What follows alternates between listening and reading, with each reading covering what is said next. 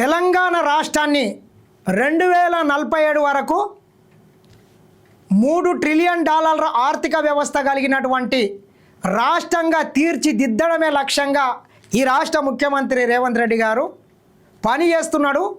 ఆ రకంగా పెట్టుబడులను ఆకర్షిస్తున్నాడని మాత్రం చెప్పొచ్చు. అందులో భాగంగానే నిన్న మరొకసారి పలు కీలకమైనటువంటి కార్యక్రమాల్లో ముఖ్యమంత్రి రేవంత్ రెడ్డి గారు పాల్గొనడం జరిగింది. చూడండి ఒకసారి. 1,00,000 కోట్ల పెట్టుబడి పెట్టండి, అమెజాన్కు సీఎం రేవంత్ రెడ్డి విజ్ఞప్తి. Amazon web service data centre శంకుస్థాపన. ఫోర్త్ సిటీలో అమెజాన్కు సంబంధించినటువంటి డాటా సెంటర్, దానికి నిన్న భూమి పూజన అయితే ముఖ్యమంత్రి చేయడం జరిగింది. చూడొచ్చు ఒకసారి మనం. Amazon web service data center శంకుస్థాపనలో సీఎం రేవంత్ రెడ్డి, మంత్రులు జూపల్లి కృష్ణారావు, శ్రీధర్ బాబు, వాకిటి శ్రీహరితో సంస్థ ప్రతినిధులు విక్రమ్, అనురాగ్ తదితరులు. ప్రపంచ పెట్టుబడుల గమ్యస్థానంగా తెలంగాణ రాష్ట్రాన్ని తీర్చిదిద్దుతున్నాం. తెలంగాణ రైజింగ్ 2047 విధానానికి అనుగుణంగా ఫార్చ్యూన్ 500 కంపెనీల పెట్టుబడులు త్వరలో రానున్నాయి. త్వరలోనే ఫోర్త్ సిటీలో ప్రపంచంలోనే అత్యంత ప్రతిష్టాత్మకమైనటువంటి 500 కంపెనీలు ఫోర్త్ సిటీలో, అదేవిధంగా హైదరాబాద్ మహానగరంలో వివిధ రంగాల్లో అయితే పెట్టుబడులు పెట్టడానికి అయితే ముందుకొస్తున్నాయి అని సీఎం రేవంత్ రెడ్డి అన్నారు. వచ్చే 8 ఏళ్లలోనే 1,00,000 కోట్ల పెట్టుబడి పెట్టండి, మీకు అవసరమైన అనుమతులను మేమిస్తాం అని అమెజాన్ సంస్థను కోరారు.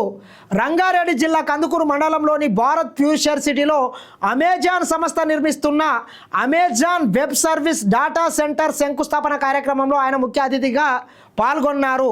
అనంతరం అక్కడ ఏర్పాటు చేసిన సభలో ఆయన ప్రసంగించారు. అమెజాన్ డాటా సెంటర్కు భూమి పూజ చేసిన తర్వాత అక్కడ ఏర్పాటు చేసినటువంటి బహిరంగ సభలో ముఖ్యమంత్రి ఈ రకంగా చెప్పడం జరిగింది.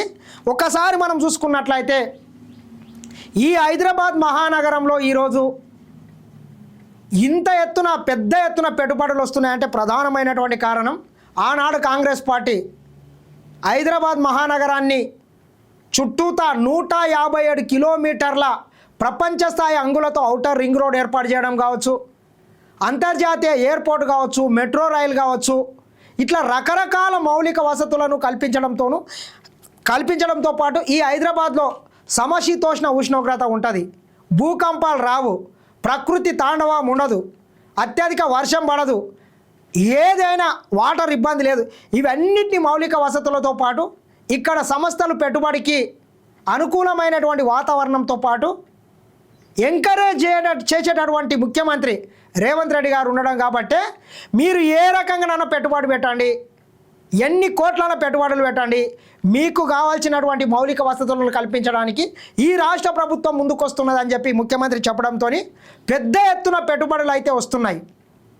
ఈ హైదరాబాద్ మహానగరాన్ని ఏ ఢిల్లో, ముంబాయో, బెంగళూరుతో కాకుండా ప్రపంచ మేటి నగరాలైనటువంటి న్యూయార్క్ కావచ్చు, సింగపూర్ కావచ్చు, మలేషియా కావచ్చు, టోక్యో కావచ్చు, బీజింగ్ నగరాలతోని పోటీ పడే విధంగా మేము తీర్చిదిద్దాం. ఈ హైదరాబాద్ అంటేనే పెట్టుబడులు కావచ్చు, స్పోర్ట్స్ కావచ్చు, ప్రపంచ స్థాయి క్రీడాకారులను తయారు చేస్తామని చెప్పి అన్ని రంగాల్లో హైదరాబాద్ని అగ్రగామిగా నిలపడమే లక్ష్యంగా ఈ రాష్ట్ర ప్రభుత్వం అయితే కృషి చేస్తున్నది. ముఖ్యమంత్రి గారి కృషి కావచ్చు, ఆయన పడుతున్నటువంటి తాపత్రయం కావచ్చు, ఇన్వెస్టర్లకు నమ్మకం కల్పించడం కావచ్చు, వీటన్నిటితోని ఈరోజు హైదరాబాద్ మహానగరంలో పెద్ద ఎత్తున పెట్టుబడులు అయితే వస్తున్నాయని మాత్రం చెప్పొచ్చు.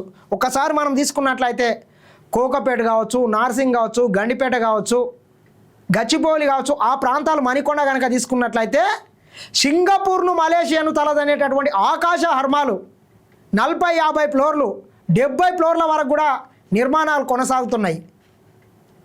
ఒక సుందరమైనటువంటి నగరంగా ఏది ఏమైనా హైదరాబాద్ మహానగరాన్ని అయితే తీర్చిదిద్దుతున్నారు. ఈ హైదరాబాద్ మహానగరంలో మాత్రం భవిష్యత్తులో ప్రపంచ మేటి నగరాల్లో నిలుస్తుందని మాత్రం చెప్పొచ్చు. ఇది చూస్తూనే ఉండండి SN TV.